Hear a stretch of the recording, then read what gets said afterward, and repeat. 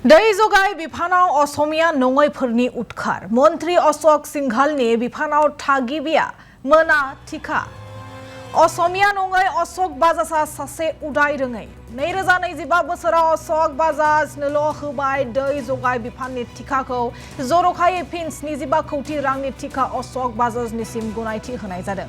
BTAD ओनसोलाव नाला बानायनायनि थाखाय बाजाजनो गनायथि होदों कौटि रांनि थिखा। दै जगाय बिफानाव असमिया नङैफोरनि उदखार जेराव मन्त्री अशोक सिंघालनि बिफानाव थागिबिया थिखाखौनो मोननो रोङा। असमिया नङै अशोक बाजाजआ सासे उदाय रोङै 2025 बोसोराव अशोक बाजाजनोल' होनाय जादों बे दै जगाय बिफाननि थिखाखौ आरो फिन 75 कौटिनि थिखा अशोक बाजाजनिसिम गनायथि होदों। बिटिएडि ओनसोलावबो नाला बानायनायनि थाखाय बाजाजनो गनायथि होदोंमोन बेखौ लानानै दा गोख्रों बेरेखा ओंखारदों।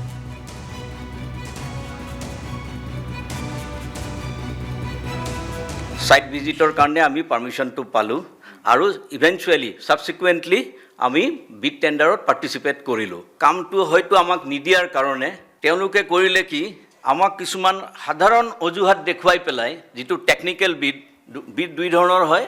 ইনিশিয়ালি টেকনিক্যাল বিড হয় তাৰপিছত ফাইনান্সিয়াল বিডটো খুলে। টেকনিক্যাল বিডত তেওঁলোকে কৰে সাধাৰণ কিছুমান অজুহাত দেখুৱাই যে আমি কিছুমান ভুল কৰা বুলি কৈছে কিন্তু আসলতে একো ভুলেই নাই।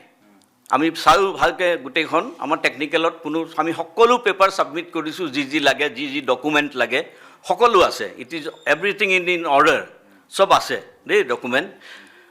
গতিকে তাৰ পিছতে কি কৰিলে তেওঁলোকে লগে লগে ফাইনান্সিয়াল বিডখন খুলি দিলে আৰু ফাইনান্সিয়াল বিডত দেখা গ'ল তাৰ দুটা পাৰ্টিক L1ত দেখুৱাইছে আৰু সেই দুজন মানুহ Assam Infratech joint venture JV আৰু অশোক কুমাৰ বজাজ এই দুজনে মানুহ আমাৰ মিনিষ্টাৰ অশোক সিংঘালৰ নিজৰ মানুহ।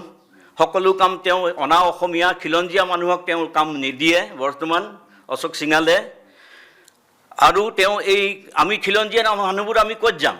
আমি ইয়াত কাম কৰি খাইছো আমি ক'লৈ যাম? আমিতো ইয়াতে কাম কৰি খাব লাগিব। গতিকে আমাক এইটো কামটোৰ পৰা আমাক হেৰি কৰিছে ডিপ্ৰাইভ কৰিছে। গতিকে এইটো খুব বেয়া কাম কৰিছে তেখেতে। 10%ত কৈ ওপৰত কোনেও হেৰি কৰিব নোৱাৰে। কৰিলে কি হ'ব ডিসকোৱালিফাই হৈ যাব। এইখন একদম ক্লিয়াৰলি দেখা গৈছে। 10%তকৈ যদি তেওঁ বিয়ণ্ড 10% দেখা গ'ল তেখেতৰ তেওঁলোকে যিটো পাৰ্টিচিপেট কৰি হেৰি কৰিছে তাত দেখা গৈছে যে 10%তকৈ বেছি তেওঁলোকে বিড কৰিছে।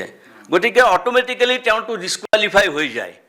আৰু গতিকে আমি তেওঁক অনুৰোধ কৰিছোঁ ইৰিগেশ্যন ডিপাৰ্টমেণ্টে ইমিডিয়েটলি তেওঁলোকে টেক আপ কৰিব লাগে এই কথা এই যিটো দুৰ্নীতি হৈছে। মইতো ক'ম এইটো দুৰ্নীতি হৈছে কাৰণ যিজনে পাব লাগিছিলে তেওঁলোকক ডিপ্ৰাইভ কৰা হৈছে। যিজনে পাব লাগিছিলে